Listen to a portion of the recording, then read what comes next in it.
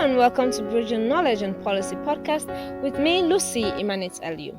Well, in today's episode, we will be talking about the education around PR system prior to Sierra Leone's election, and I have a guest with me to take us through all we need to know. Hello and welcome to today's podcast. Please introduce yourself. My name is Kalilu Totangi. I'm the chairman for the National Council for Civic Education and Democracy. Okay, so today we are talking about PR, but data shows that there's a huge gap in public knowledge around the PR system. Particularly for you, can you clearly state what the PR is and how it operates and what's the hope they can achieve in a country like Sierra Leone, especially in these elections? Well, in the run-up to the bill around the PR and all of this election preparation, there's been a lot of questions about where with that PR and the government and the ECSL finally decided they're going to run the current election cycle on the proportional representation system, especially now they're talking about the district block system.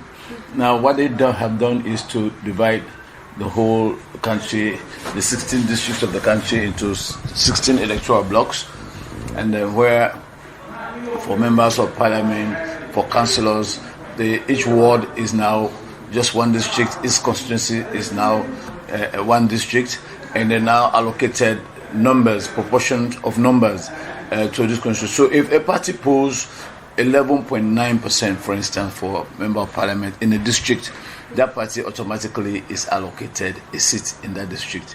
Similarly, if a party polls 4.5% for a council in a district, that party is allocated a seat on the district council.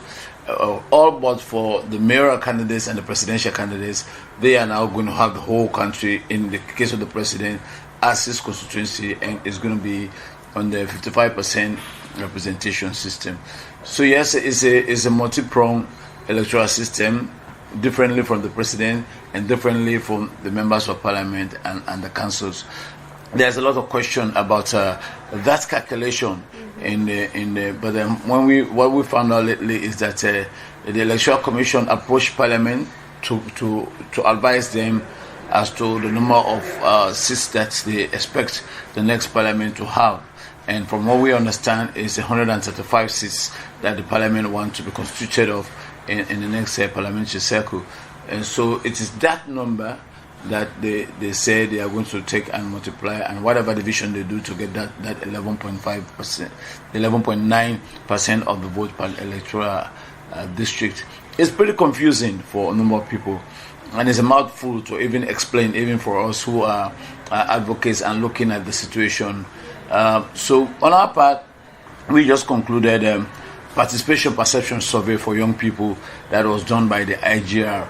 We want to have a clear understanding as to where they stand on some of these critical issues. What's the level of understanding? You can't mend what's the illness you don't have. So we want to have empirical data that is going to inform what we're going to do, how we're going to approach their education and even the engagement of young people, so that they can have a clearer understanding of where these issues are. Because it's important that they have this understanding. Many times we see politicians, disgruntled politicians, will now come up to them and say, "Oh, we have been cheated, so let's go out there and agitate," and all of that. And if they don't have a clear understanding, they are likely to go along with those politicians. But if they have some education on this, they're going to ask, "Wait a minute, but this is what the law said, this is what the law said, and this is what happened, so no, we can't be a party to this." So that is where we want to go with this. We want to have some level, we want to intensify education around these issues before the elections for them. Yeah, and I feel that's an excellent idea. So tell us, the party lists are out with candidates, but are citizens voting for individuals or for parties? Well, that's the confusing bit I was talking about. It's a party platform. For instance, at the national level, they have the presidential candidate and the running mate, and they're running on the party platform. And unfortunately, we have not seen those platforms yet. So we are basically running a popularity contest between the incumbent and his challenger, and which is basically a repeat of the last election and all of that. The government is saying they have done ABCD and the people should better stay with him because they are on the right trajectory going forward. The challenger is saying the economy is bad, but people are still asking, so what would you do with the economy? And we all understand it's a bad situation, and the government even has acknowledged that it is challenging, but what would you do differently? The debate has not started yet as far as we are concerned. For the rest of the other seats and at the parliamentary level, everybody is going in the party line. So except for the independents, all of the political parties, I even understand they are not going to be phases. They are only going to be a party symbol. So you now vote for the party that you think they have a platform that is closer to what you think as to where the country should go and all of that. But the unfortunate thing is, the thing that we will continue to urge is, where is the party platform? Where is the manifesto? What are people voting on? Unfortunately, we do not have that at the moment. Okay, so we wouldn't want a scenario wherein someone would say, oh, I have this amount of crowd, like the whole of Lumley has voted for me, and still I lost. So how does a candidate or party win? So we were trying to explain that a short while ago. At the parliamentary level, the whole district, for instance, in Freetown here, we have the East District, we have the West District also, then we have the West Rural District. So let's say the West Rural District where I live, for instance, there are 10 seats that have been allocated to the West Rural District. Now, all political parties have contested.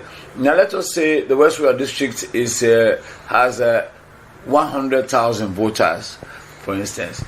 So each political party is supposed to have 11.9% of that 100,000 voters, which is about 11,900 votes for you to get a member of parliament.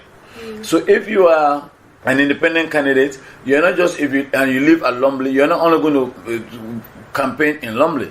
No, if you live at Godrich, where I live, for instance, West Rural District, if you live at Godrich, you're not only going to campaign in Godrich. You are not expected to go to Mambo, you are not expected to go to York, you are not expected to go to Tombo, and even Waterloo, and so that you will now pile up 11.9% of the votes from across the district, which will what will get you. So people need to understand, yes, it's not only your localized votes, however popular you are in your local community.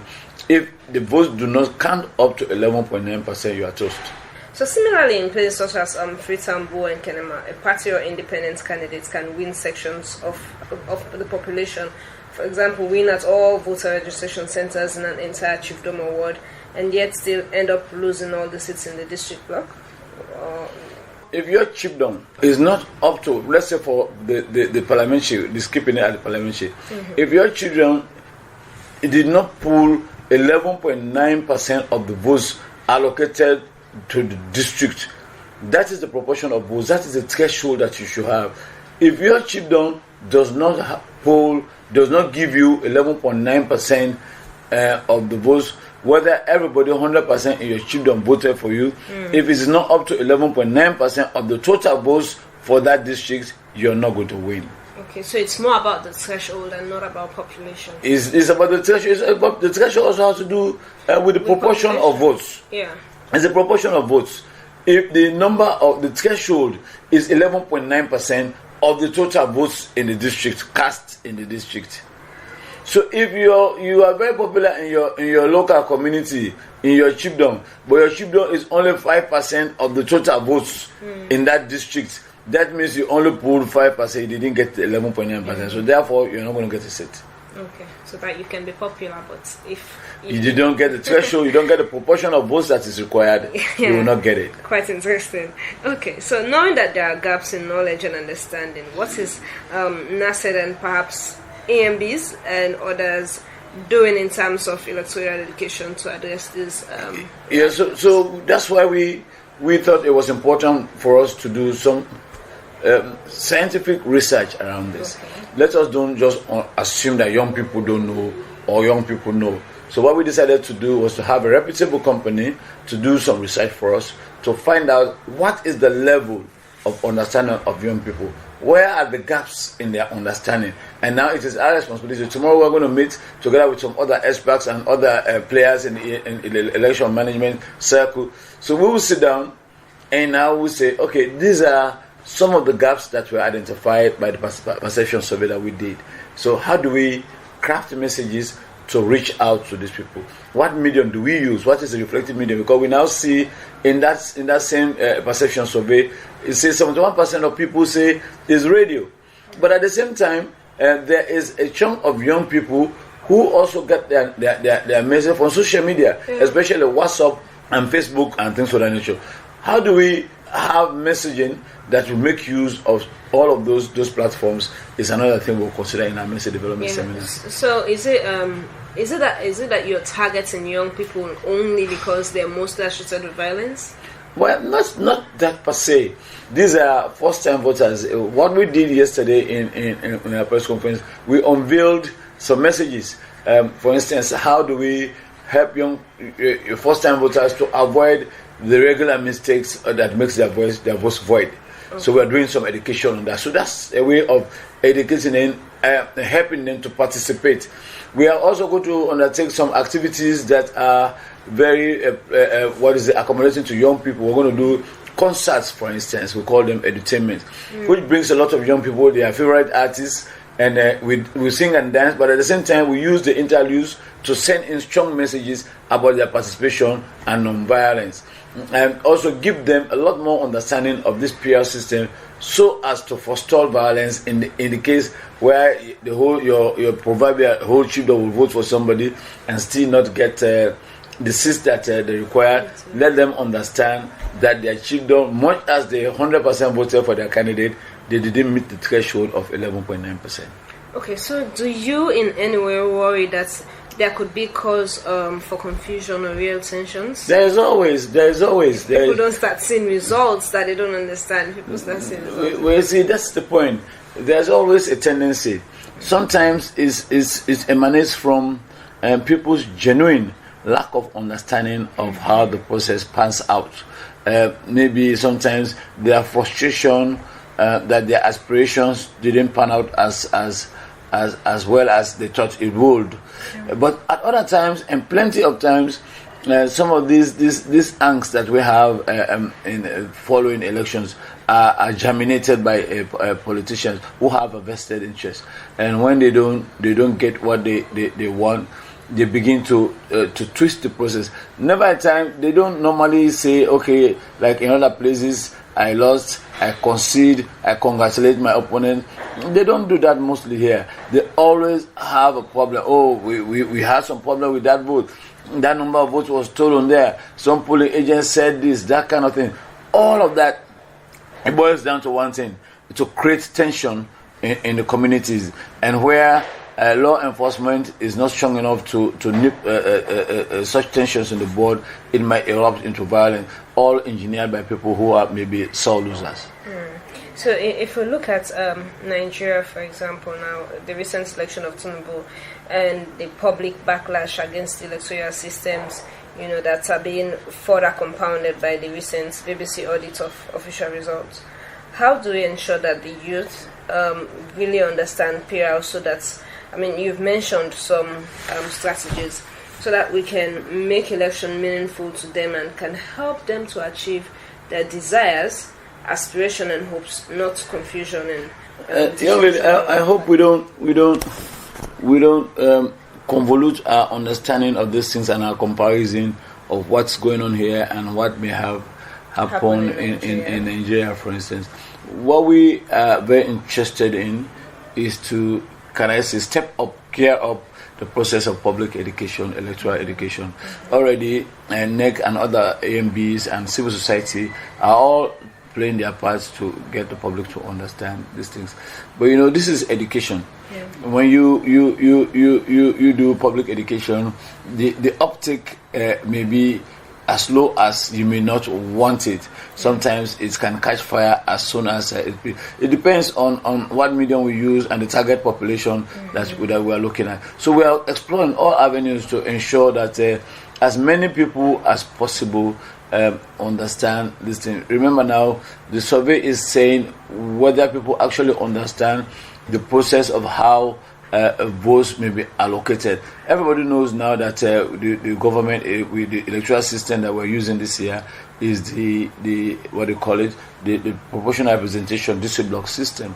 How are seats allocated? They are not very clear on that one. We are going to try as much as possible using what is available to us to get people to understand better how those things work, and also try as much as possible to capture their imagination from naysayers, usually politicians, who may want to misinform them to their own ends, which is the present danger that we always face during the election.